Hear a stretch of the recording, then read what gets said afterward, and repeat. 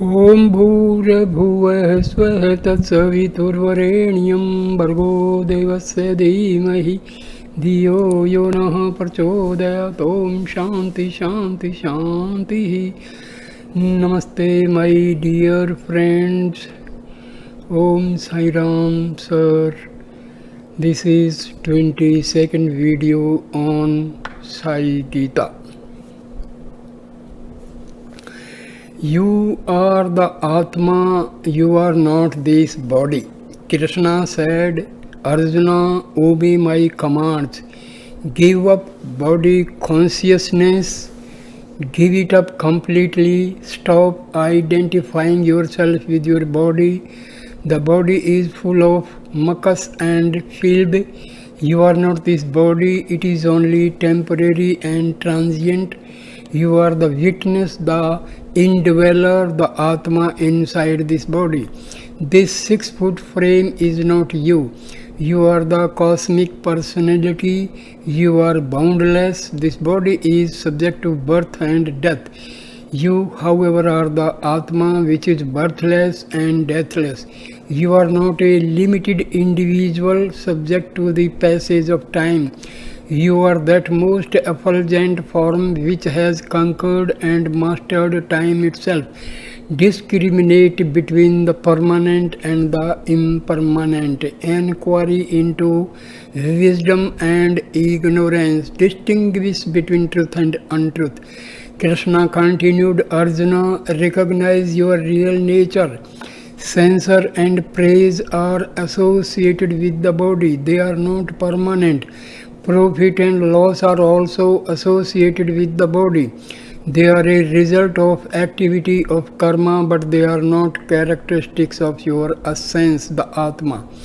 Be indifferent to all these polarities. Treat joy and sorrow equally. Only when you develop this kind of equal-mindedness will you be able to realize the true fulfillment and become a truly wise being. In this way, Krishna taught Arjuna the highest wisdom, the discrimination between truth and untruth, the recognition of that which is permanent behind all that which is impermanent. God in human form is not limited to the avatars. God is everywhere. He is all-knowing. He is all-pervasive. He is all-powerful. He is not limited to the body. His power is not limited to the karma performed through bodies. The divinity is not just a particular body called Rama, born in a particular age, or another body called Krishna, born in another age. Those incarnations served as exemplary models for mankind to follow, but the principle of divinity is not limited to any given body. The divinity is omnipresent, omniscient. Again and again this truth has been taught to mankind. Krishna spoke of this to Arjuna. He said, Arjuna, in remote antiquity, in many ages gone by, I have taught this Gita to the sun god. Then others in a long lineage of sacred beings came to know of the Gita when the sun god passed it on to the many great sages of those times. But thereafter, slowly and gradually, this knowledge became hidden and was finally lost. But it is this same ancient sacred knowledge that I am now teaching to you here today. When Arjuna heard this, a number of doubts entered his mind. He began thinking the sun god is a very ancient entity. Krishna was born only recently in this present age. How could Krishna have taught the sun god who is so ancient? As soon as Arjuna had these doubts, Krishna, who knows all minds and all hearts, spoke up immediately. He said, Well, Arjuna, I know your doubts. With a smile on his lips, he continued, You see, Arjuna, I am not this particular body. I am the one who has no birth. I transcend all time and space. I am not limited by circumstance. I exist in all ages, in all times. Basing your conception of me on my body, you are thinking that I belong to this particular age. But all these ages and all these eons are within me. Do not try to limit me to this body and to a given time. Bodies change, but I never change. I take on different bodies at different times in order to perform karma and to fulfill a particular mission. The moment Arjuna heard this spiritual understanding dawned within him and he recognized the timeless, unchanging principle of divinity. Expand your view of yourself to understand the divinity. All people will not be able to understand the omniscience of God.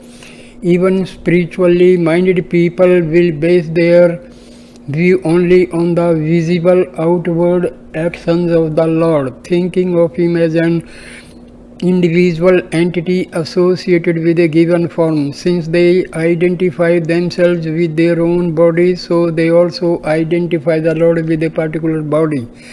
They speculate on the future of this particular divine incarnation and fail to recognize the omnipresence and omniscience of the divinity.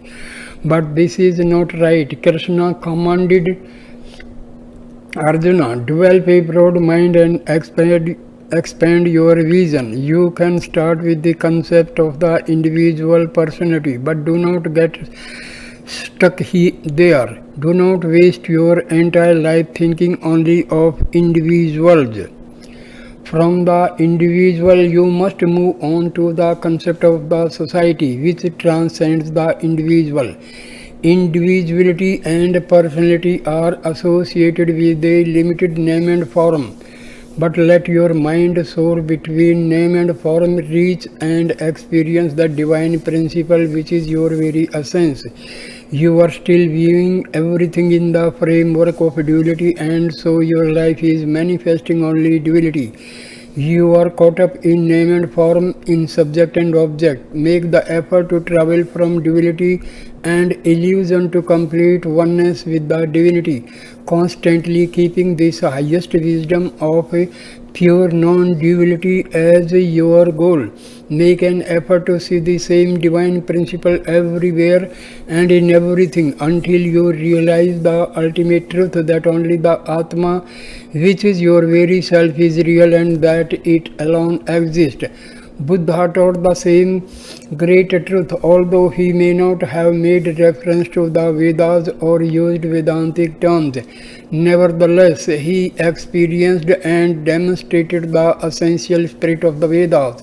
First, he said, Buddham Sharanam Gacchami, meaning I take refuge in the Buddhi, my power of discrimination. This deals with the individual. It speaks of the limited personality. Gradually he added Sangham Saranam Gacchami, meaning I take refuge in the community. I take refuge in the extended family of spiritual minded beings. He recognized that feelings associated with individual and personal considerations are selfish and narrow and cannot take you very far. Go from the individual to the society to the divinity. You should not consider this individual self as everything. It is only a drop in the ocean. Along these lines, Krishna also directed Arjuna, expand your heart and become broad-minded. Include the entire human society within your scope. Society does not have any particular form. It is made up of individuals. When a large number of individuals join together, they become a society. Baba often says, expansion is my life. When you expand individual life to infinity, it becomes a divinity. That is to say, let yourself as an individual multiply and broaden to see the divinity in all, and you will reach divinity. Therefore, Krishna told Arjuna, live in society, serve the society, and develop broad-mindedness. Recognize the divinity to be present everywhere in everyone. The expansion from the individual to the society does not mean merely shifting your loyalties to a particular group, kinfolk, region, community or country. This is the first step, but you must go beyond that. These will still limit you and not take you all the way to the divinity. That is your own truth. Therefore, Buddha added one more step. Dharmam Sarnam Gacchami, meaning I take refuge in Dharma, I take shelter in truth and righteousness. Dharma, as used here, has a very broad connotation. It refers to the one who supports the entire world. When you investigate the general meaning of the word dharma, you find that it relates to the basic nature of a thing, its essential truth. It refers to the immortal Atma, the indwelling divinity. Therefore, the deeper meaning of dharma is found in the true nature of everything, which is divinity. To take refuge in dharma is to become one with all the attributes of divinity. It has been said that Maya or illusion is the body of God, but it is more correct to say that dharma is the body of God. It is his very form. That's why Krishna announced, for establishing dharma I have come again and again. Dharma reveals the broad nature of the divinity in all its glorious aspects. Krishna directed Arjuna, move beyond these short-sighted feelings of individuality. Do not keep this body as the entire basis of your life. It is only a covering, an instrument. It is what you see through your mortal eyes. Broaden your vision, develop your insight, acquire God vision. When your vision is filled with God, then the entire creation becomes God for you. Make dharma your vision and your vision will become God vision. Then you will see the entire creation as God.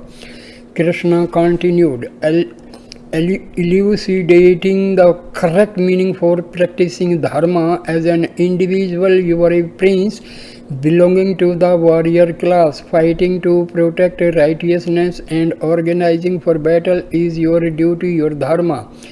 It would not be right for you to go out and incite a war, but in this case your evil cousins have declared war against you. My direction to you is that you honor your duty, and while performing your duty, remember me and follow my commands. In that way, all your actions will become suffused with dharma, the nature of dharma. In instructing Arjuna, Krishna revealed the essential form of dharma. Arjuna, it is very nature of fire to burn. If it does not have the power to burn, then it is not fire. Similarly, ice has the nature of coolness. If it is not cold, you cannot call it ice. And sweetness is the very nature of sugar. If sweetness is not there, the substance may look like sugar, but it may be salt or it may be flour, but it is not sugar. In the very same way, death is natural for every human body. When the human body moves on to its natural conclusion, why should anyone worry about it? Just as burning is natural for fire, coolness is natural for ice, and sweetness is natural for sugar, so also death is natural for every human body. Without concerning yourself about the bodies of your relatives, fight this war, but do so keeping the attributes of a truly wise being in mind. If you want to obtain peace, then you must destroy your ego and attachments, and you must also give up your delusions. But do not give up God. He is within you. He is the very source of your being. Attune yourself to Him and obey all His commands, and you will recognize the true nature of humanity. Dharma, the divine quality which is natural to and inherent in man, will itself destroy Maya, the illusion of world individuality and separateness. Previously, it was mentioned that the letters in the word man, whereby man is meant a true human being regardless of gender. The letter M stands for Maya removed, the letter A stands for Atma seen, and letter N stands for Nirvana attained. In other words, remove the ego, I have the vision of the inner Lord, and merge in the joy of your immortal divine self, the Atma. This is what makes up Dharma. This is the essential duty of man. Repeatedly again and again you should contemplate on this. Peace can only be found within yourself. Peace is not an object which is available in the marketplace. It is not a thing which can be bought and won along with a kingdom. It is not a gift which can be given to you by your relatives. Peace is inherent in your own nature. It is within you. Only when you search for it within yourself will you be able to find it. Therefore, get rid of your outward vision and develop inward vision. Outward vision is appropriate to an animal, not a human being. A true human being has inward vision. Therefore, Krishna commanded Arjuna, sanctify your life by developing this unique potential of the human beings to turn their mind inwards. The story has been told of how early in the career of the sage Narada, he was continuously having one type of worry after another. Now Narada had learned quite a few things. He was a master of all 64 types of learning and had practiced all 64 human skills, and yet he felt no inner peace. He began thinking to himself, what is the reason for all this worry, this lack of peace? And I am feeling I have mastered all types of learning. I understand all fields of human knowledge. Still I have not been able to remove my sorrow. He went to a great sage and asked him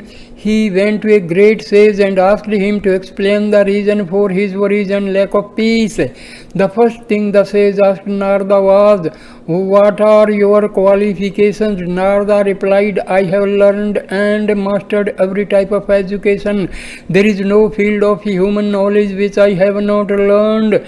The sage then said, well, that is very good. Then you must have learned the knowledge of the self. Narada replied, no, except for self-knowledge, I have had every kind of education. The sage told Narada, you can get peace of mind only with the knowledge of the Atma, only when you have learned that supreme knowledge by which you will know everything else can you be called educated. Otherwise you will remain ignorant no matter how many fields you have mastered. What is the use of learning so many things without understanding the one thing which is truly essential? Here is a small example. For a marriage there must be a husband. In a small village there was to be a marriage. The lady of the home where the marriage was to be celebrated told the neighboring lady, dear friend, we are planning to celebrate a marriage at our house in a grand way. We have invited a famous Bombay band. We have also invited a number of noted singers. Several highly gifted cooks will come to prepare food for the occasion. We are planning to put up a very big marriage tent. It will be a truly grand affair. Please come. You will greatly enjoy this marriage. It will be a unique celebration. After hearing all these things, the neighbor lady said, oh, how wonderful, I certainly will come. Then she inquired, please tell me who is the bridegroom. At this the lady replied, well, that has not yet been decided. For a marriage, the bridegroom is a very important person. If the bridegroom has not been selected, who will be married in the marriage tent? What good is the fine band and cooks and singers and priests when there is no one to be married? First the bridegroom must be chosen, then all these other things take on value. In the same way, if there is no peace of mind, what is the use of having learned so many things? The wise sage told Narada, only by acquiring Atmic knowledge can you obtain peace of mind. Today's man is an easy prey for attachment and hatred. He is overwhelmed by the possessive nature and filled with ego. Just look at the state he is in and what he is doing. He considers himself to be the most important being in the world. He deludes himself with the feeling that there is no one greater than he. Because of this delusion, he has lost his power of discrimination, and so he has not even been told to reflect on his own confused state. He considers that that it is he who is doing everything. He thinks that he can hire the whole world and do with it as he pleases, but it is not he who is running the world. He does not have that power, neither for good nor for evil. The one who is the creator of this world, the one who is the protector of this world, the one who is the father of this world, the one who is the mother of this world, the one who is the lord of this world, only he has the power and the authority to run it. For this entire movable and immovable world, there is only one master. This is an all-important truth that every human being must recognize. Use the hardships you encounter as opportunities and tests.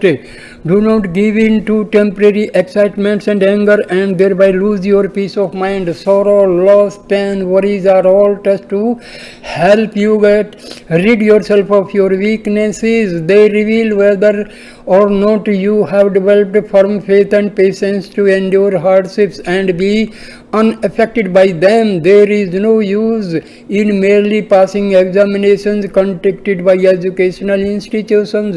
You must pass the examination presented to you by life itself. It has been said, after acquiring all types of education, it is only a fool who does not know his own mind. Whatever learning he might have acquired, a mean person will not acquire any good qualities from it. Then what is the use of all his education? After acquiring a lot of useless knowledge, he has only achieved the faculty for engaging in arguments and counter-arguments. Why study so many things which have no value at all? Instead, make every effort to learn about that which has no depth. That is the education which has lasting value. What is the knowledge which enables you to know that which has no depth? That knowledge is the knowledge of Atma, and that education is the Atmic education. The one who has no depth has no birth either. Everything which is born, which has come into existence, undergoes modifications and will eventually die and thereby lose its form. The entire world and everything in it has a particular form. As it has form, it will undergo change. You should try to reach the state where there is no change at all. To do so, you must gain self-knowledge. You must realize the Atma. No need to carry your luggage on your head. There once was an old ignorant villager who left his native place to set off on a long journey. He had never travelled by train before. In fact, in all his life he had never even had a chance to see a train. Now he had come to the railway station and was waiting for the train to arrive. A train made up of many wagons drew into the station. The villager was completely awed by this train. It has so many carriages, he thought to himself, and goes so fast. Look at how easily it balances on those narrow rails that a human being can hardly even walk on. Hundreds of passengers were waiting to board the train. The amount of luggage which most of these passengers had brought was very large.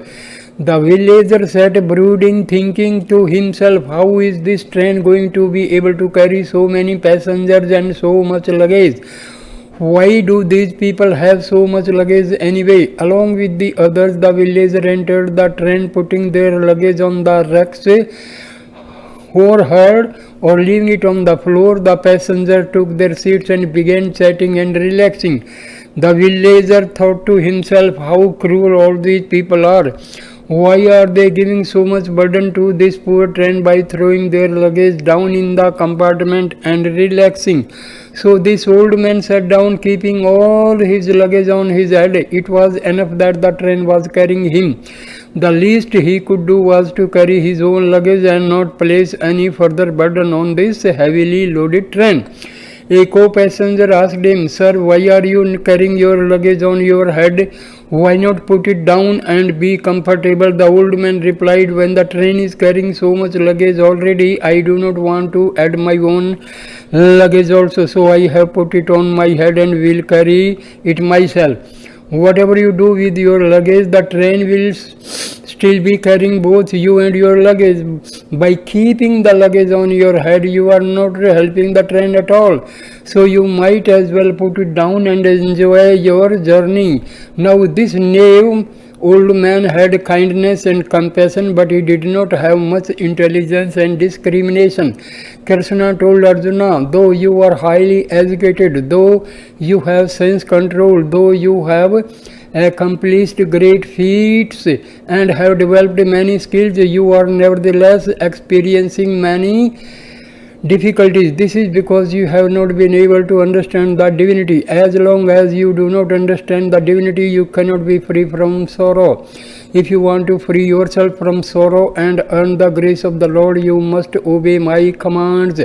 First of all, remember that you are not the body. These sense organs have no connection with you. They are associated with the body. Use the body for doing work, but do not identify yourself with the body or the work. You have taken birth in this body as the result of your past actions, your karma, and you must use this body for performing karma. So get up, arise, Arjuna. Do your duty, perform actions, and offer them all to me. Let me have the consequences of your actions. Shun selfishness, uphold justice, be fixed in faith. That is the dharma from age to age. If you obey my commands, I will take care of you. Identify yourself with the divinity, not with your body. Krishna continued, I want to tell you one other thing. The blind father of these evil cousins of yours had 100 sons, yet in the end there was not even one of them left to perform his funeral rites. What is the reason for this? All the sons were the children of God, but the blind king considered them as his. Arjuna, you are also becoming a brother to him. You are deluding yourself with the idea that this body is yours when it really is not yours at all. By thinking that you are the body, you are developing the same blind outlook. This is a complete ignorance. Unless you drive away this ignorance, you will not be able to realize wisdom. You have to develop discrimination and self-inquiry in order for wisdom to enter into you. Within your body is the spiritual heart, and within that heart is God. Also in your body is the individual soul. These two, God and individual, appearing to live separately inside the body, are playing together, acting out their parts in a grand drama. They come together and go apart again as directed by the author who has written this play. He assigns all the separate roles of good and bad, virtue and sin, but in truth there is only the one divinity and plays all these parts. From the standpoint of the body, there is the individualized soul manifested as a particular person of body and mind, and there is God who is the indweller of the heart. As long as you have the delusion of the body, these two, God and the soul, remain separate entities enjoying their play with each other. As soon as the delusion disappears, they merge into the one all-pervasive divine principle. When you remove the false delusion of body consciousness, you bring about the union of the individual and God. Then you are established in divine consciousness and enjoy eternal bliss. Teaching in this way, Krishna was able to impart to Arjuna the knowledge for becoming a wise being and the means for reaching the bliss of non-duality. He said, Arjuna, always have the sense that everything which exists is one and same entity. Do not allow the senses to pull you away from this feeling of unity and equanimity. Let your heart be free from sorrow and elation, attachment and hatred. Be unaffected by censure or praise. Treat all people equally. Krishna told Arjuna, when you firmly believe that everything in this creation is the manifestation of divinity, then you will become steeped in wisdom and freed from illusion. Then you will have realized the true purpose for which you have been born as a human being. Arjuna, carry out my commands. See me everywhere. Know me to be your very self, the Atma. Realize the Atma and be forever free. So my dear friend, here, and this is the last video on Sai Gita. Thank you, my dear friends for watching and listening this wonderful video.